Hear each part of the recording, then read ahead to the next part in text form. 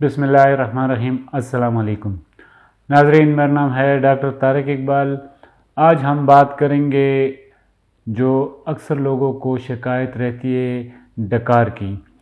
जब भी डकारें आती हों तो इसकी क्या वजूहात हैं, ये क्यों आती हैं, इस बारे में आज हम बात करते हैं। नाज़रीन, देखा जाए तो मैदे में जब गैस बनती है तो किसी न किसी तरीके से उसका इखराज अगर बाहर की तरफ, मुंह की तरफ से एसोफेगस के ज़रिए हो तो वो डकार की सूरत में होता है। और जब हम खाना खाते हैं तो खाने के दौरान या खाने के बाद अक्सर देखा गया है कि लोगों को डकारें आती हैं। तो डकारें आना आम तौर पर सेहत की अलामत समझा जाता है कि खाने के बाद डकार आना, या लेकिन नाज़रीन, बहुत सी बीमारियां, बहुत सी अलामात ऐसी होती हैं कि जिनकी वजह से डकारें आती हैं और ये किसी न किसी बीमारी या उसकी अलामत होती है।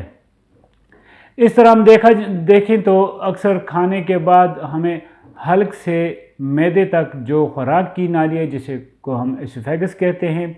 उसमें जब गैस की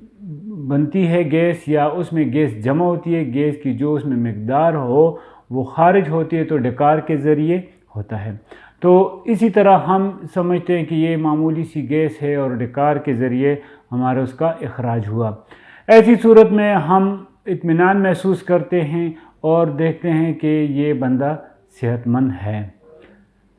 बाज़ औक़ात नाज़रीन, देखा जाए तो डकार की जो वजूहात हैं कुछ ऐसी हैं जो बदपरहेज़ियों की वजह से होती हैं, बाज़ खानों की वजह से होती है, और इन तकालीफ़ की जो असल वजह है वो कोई न कोई ऐसा मर्ज़ है कि जिससे ये अलामात पैदा होती हैं। देखें तो बाज़ औक़ात किसी महफ़िल में अगर आप बैठे हों और ऐसे मकाम पर डकारें आएँ तो बहुत ही उसको मायूब समझा जाता है, और अक्सर लोग शर्मिंदगी का वो एहसास होता है उनको, और वो देखते हैं कि ये अच्छी बात नहीं है। इसी तरह नाज़रीन, देखा जाए तो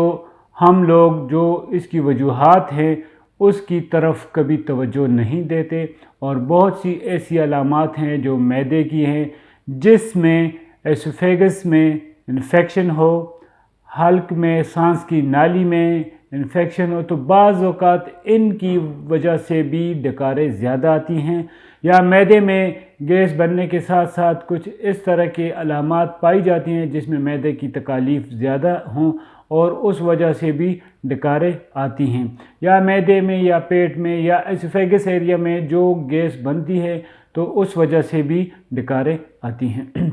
नाज़रीन, होम्योपैथिक तरीके इलाज में इसके लिए अच्छी मेडिसिन है और इसकी बेहतरीन ट्रीटमेंट भी है, लेकिन वही बात है कि अगर इस तरफ तवज्जो दी जाए और आप ये समझें कि ये वाकई एक अलामत जो ज़ाहिर हुई है ये किसी और बीमारी की वजह से भी हो सकती है, या इसके पीछे जो असबाब हैं वो किसी बीमारी की हैं, तो ऐसी सूरत में पहली फुर्सत में आपको अपने डॉक्टर से रुजू करना चाहिए। और होम्योपैथिक मेडिसिन इस सूरत में और ऐसी कंडीशन में बहुत ही बेहतरीन काम आती हैं और बहुत ही अफाका देती हैं, जिसकी वजह से ऐसे मरीज़ों को ये शिकायत या जो अलामात हैं ये ख़त्म हो जाती हैं।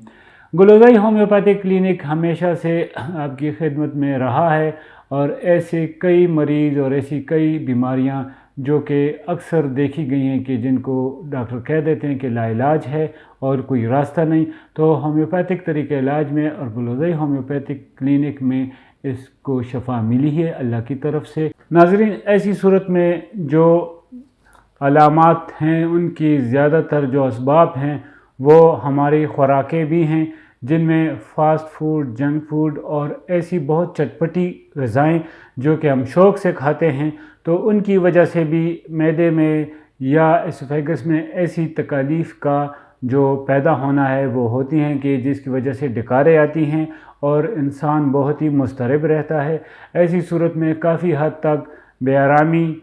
इज़्तिराब और एक बेचैनी सी पाई जाती है, जिसकी वजह से ये तकालीफ़ बढ़ जाती हैं और डकारें आने के साथ साथ मज़ीद किसी और बीमारी का भी इंसान के बदन में पैदा होना यकीनी है। तो ऐसी सूरत में कोशिश की जाए कि डॉक्टर से रुजू करें, और इंशाअल्लाह جو بھی ایسی تکالیف ہیں وہ بہت جلد ختم ہوتی ہے۔ ہومیوپیتھک طریقہ علاج میں اس کا بہت بہترین علاج ہے، میڈیسن ہیں، اور اس کی وجہ سے ایسی علامات کا خاتمہ ممکن ہے۔ گلوزائی ہومیوپیتھک کلینک ہمیشہ سے سرگرم رہا ہے آپ کی خدمت میں، اور ایسے بہت سے مریض اور امراض ہیں کہ جن کا علاج ممکن ہوا ہے۔ آپ تشریف لائیں، انشاءاللہ ایسی شکایات سے اور ایسے امراض سے چھٹکارا پائیں گے۔